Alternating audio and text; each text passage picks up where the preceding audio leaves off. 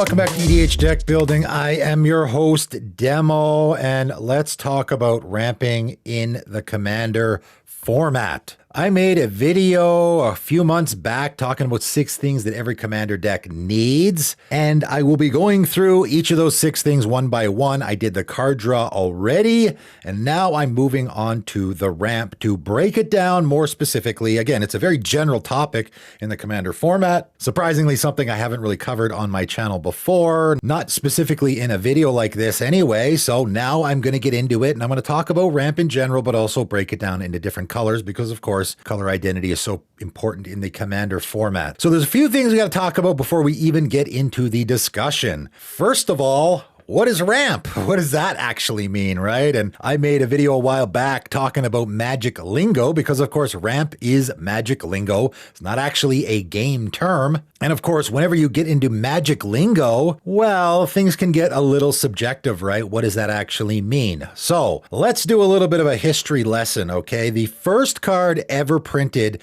that actually looked through your library for a land card and put it directly onto the battlefield was Untamed Wilds. It was in Legends. It was 2 and a green sorcery. Search your library for a basic land card, put it onto the battlefield, then shuffle. So that was the first card that was doing that. But of course, 3 mana to do that didn't really grab anyone's attention. I wasn't playing Magic back then, so was anyone using that card? I'm not sure. However, when Rampant Growth came out, now it's like, okay, we got a 2 mana card that is doing that. Of course, this card came out in Mirage, and now it seemed worth it to do this, right? I play a land on turn 2, and then I immediately cast my Rampant Growth, go get a land, put it directly into play. So that made this strategy of getting lands into play faster than everyone else a lot more viable, right? Now, why am I talking about this? Because, of course, the term ramp comes from this card, Rampant Growth, right? It's not a skateboard ramp or whatever anyone else thinks that name originates from. So for me, when I'm thinking about ramp,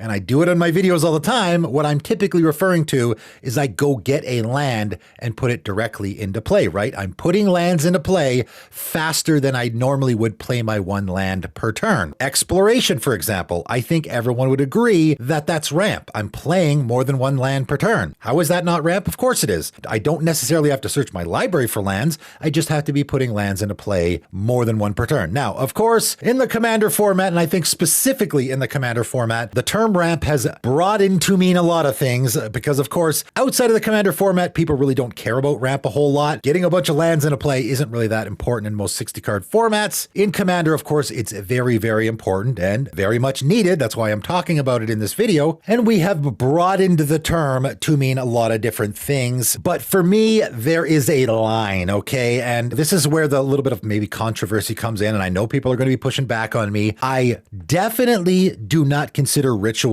to be ramp. They're rituals. That's why they're called rituals. They have a completely separate name. So a dark ritual or a mana geyser, that is not ramp. That is a ritual effect. If I was putting a Commander deck together and I say, oh, well, I need ramp in my deck, guess I'll just put a dark ritual and a mana geyser. I'm good. No, you're not good. That gives you 1 explosive turn. It doesn't necessarily give you ramp. At least that's not what I would consider ramp. And this is where things get really controversial, is I don't really consider treasure tokens to be ramp either. It's obviously very gray area, okay? Again, if you look at a Dockside Extortionist, I mean, every single time I've played a Dockside Extortionist, it comes into play, it gives me a bunch of treasure tokens, I sacrifice all those treasure tokens to do a bunch of stuff, so it's essentially like casting a mana geyser. It's that 1 big explosive turn. I mean, maybe I got a couple more lying around, I guess, but is that ramp? I don't really consider it to be ramp. It's better than a ritual effect because they can actually sit around for a couple turns before you use them, but it's not like putting a land into play. It's certainly not like a Rampant Growth because the land I put into play with the Rampant Growth on turn 2 is going to stay there for the entirety of the game. That's permanent ramp.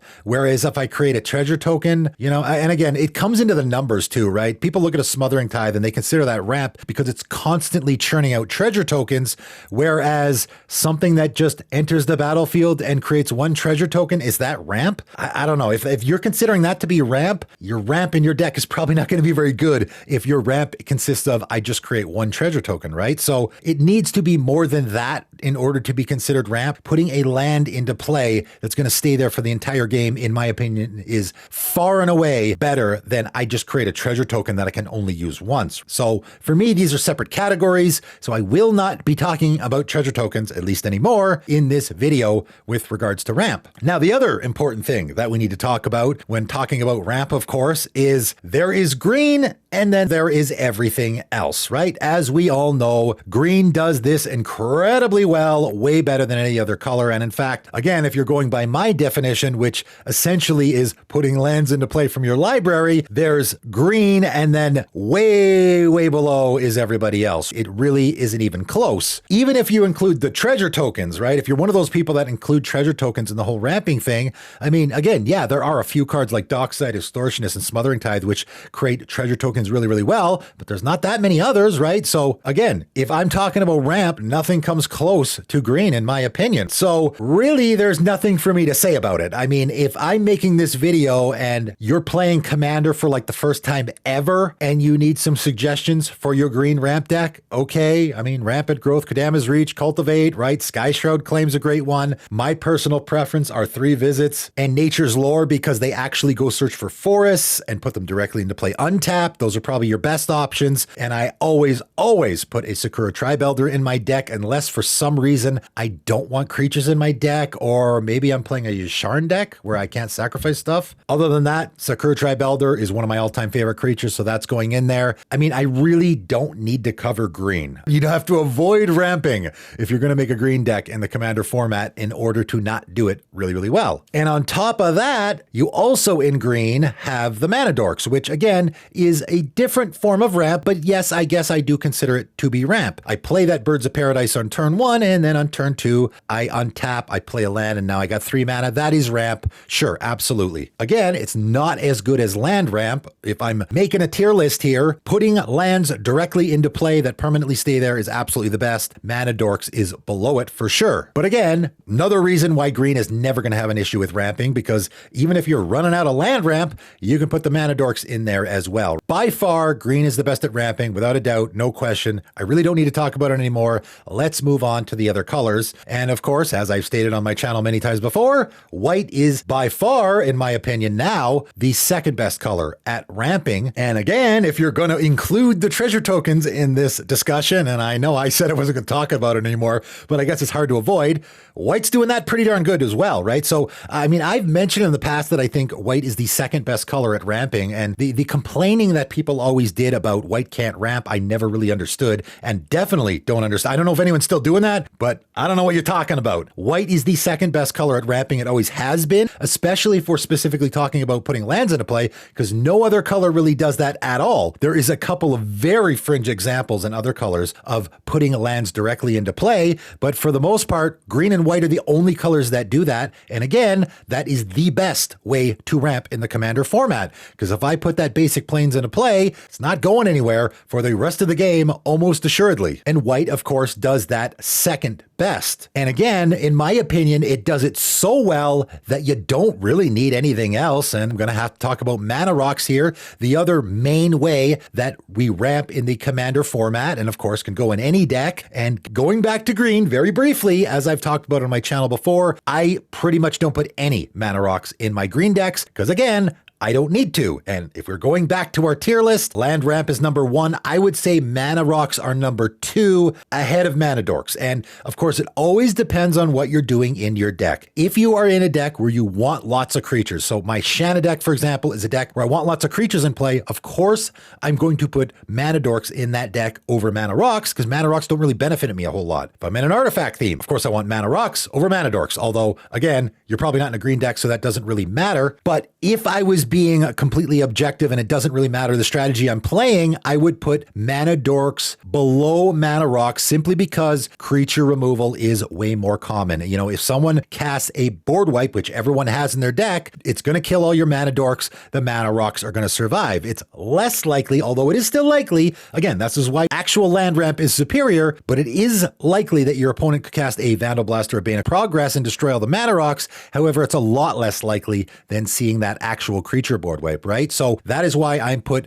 as far as a tier ranking list, I put Mana Rocks ahead of Mana Dorks. So if I'm in a green deck, I don't need Mana Rocks at all. I guess you could put an Arcane Signet in there, a Soul Ring if you really want to. I will just say though, it is a really nice advantage to not be playing any Mana Rocks at all, because then it's very easy for you to put that Creeping Corrosion or that Collector Ophi in your deck, and it's one-sided, right? It doesn't hurt you at all because you don't have any. So just keep that in mind when you're putting your green deck together. White, same thing. It's pretty easy for you to make a white deck now and not put any Mana Rocks in your deck, because white, I think, ramps good enough that you don't need it. I mean, you still could. I'm not saying you shouldn't. I'm saying you could get away with it. Now, after we get past those two colors, now it gets really grim, right? Again, if you're in blue, black, or red, you really don't have any land ramp at all. So if we're looking at our tier list, okay, well, we're crossing that one off the list. Now we are stuck with Mana Rocks and Mana Dorks. And of course, in those colors, you don't really have Mana Dorks either. So we're kind of crossing that off the list as well, right? Which pretty much just leaves us with Mana Rocks outside of the colorless options for land ramping, right? So have no fear.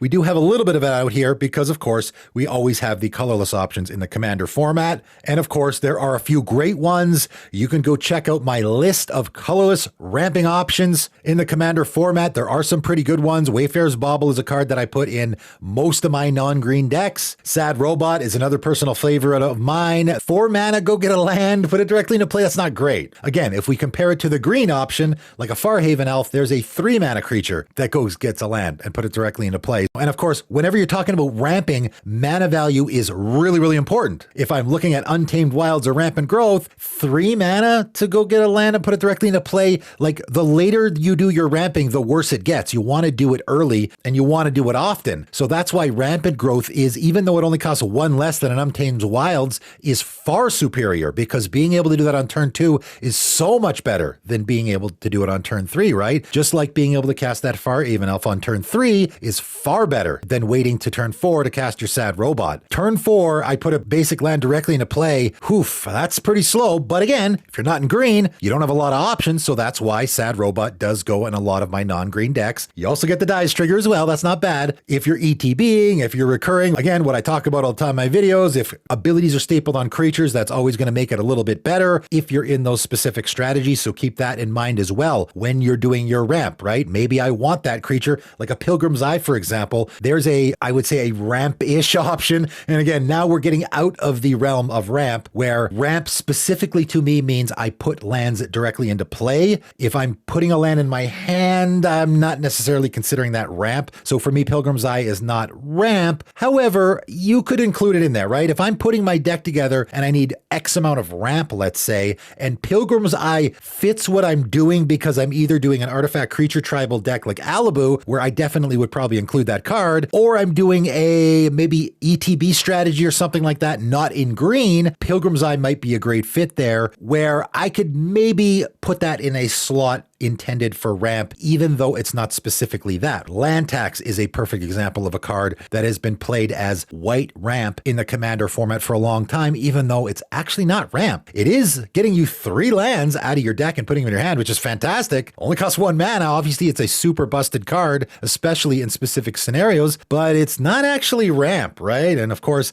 as we all know, I'm sure we've all seen this scenario where the guy goes and gets 3 basic lands out of his deck every single turn. It's great for thinning out your deck, but he's just sitting there with a mitt full of lands because he can only actually play 1 per turn. So cards like that guarantee you a land drop. They're not really ramp though. In fact, they're not. They're not ramp at all. If you're not actually putting that land or that mana into play, it's not really ramp, right? So take that into consideration as well. It's sort of, again, in a little bit of a gray zone, just like with the treasure tokens, where it's not really ramp. However, if you're putting lands into your hand, that's not bad. You're almost there. It's pretty close. So again, if you're in that green deck, whatever color combinations, if I'm in any color combination that includes green, obviously ramping is not going to be an issue because I got all the green options. If I'm in any color combination that has white, I think I'm pretty okay, right? Again, I don't have green, but I do have white, like I'm in a Boros deck, or maybe I'm in a Jeskai deck. I think I'm going to be okay. I think there are enough. I mean, I would probably still put some Mana Rocks in my deck for sure, but I think I'm going to be okay because I think white now has enough ramp options that I will be perfectly fine with ramping in those particular color combinations. If I'm outside of white or green, I'm in the Grixis color combinations and any variation thereof. Again, yes, you can do the treasure tokens. And again, if I'm repeatedly, like I'm in a Prosper deck that is repeatedly kicking out those treasure tokens, keep that in the ramping option a little bit because I am constantly making them. However, am I going to not put ramp in my Prosper deck because my commander is kicking out treasure tokens all the time? Probably not, right? You're still going to put a bunch of mana rocks in that deck. For me, making treasure tokens regularly does not fill the void of ramp that you typically need in a commander deck. So again, white and green, not so much a problem. Grixis, you're really going to have to put some thought into it. You do have all the mana rocks, and of course you have all those colorless ramp options as well. And remember the tier list, right? Land ramp is going to be superior, then probably mana rocks, and then probably mana dorks. But keep in mind what you're doing in your deck, right? You always want to synergize with what you're doing in your commander deck. Do I want lots of creatures in play? Do I want lots of artifacts in play? Do I want to be sacrificing my creatures and have them go to the graveyard because I'm in that Pharika deck that wants to be exiling creatures from graveyards, or I'm in that Marin deck that wants dice triggers, right? In that situation, I more so want creatures that I want to be sacrificing to do ramp. So also kind of keep that stuff in mind as well. Whenever you're adding any of those important aspects to your commander deck, card draw, removal, ramp, whatever, make sure you are synergizing with what you're doing in your deck as much as you can. So that is my advice on ramping in the commander format. You guys let me know, and I'm sure a lot of people are going to let me know that they disagree with me on the treasure thing, maybe the ritual thing as well. That's fine. We all have our opinions. This is magic lingo, so I can define it any way I want. It's a made-up term. It's not actually a game term, right? So that's how I define it. Maybe other people define it differently, but again, if you're putting your deck together, I don't know if I want to rely entirely on treasure tokens or ritual effects. I want some permanent ramp in play as well, right? Let me know how you do it in the comments below. That is it for today, though, and thanks for tuning in.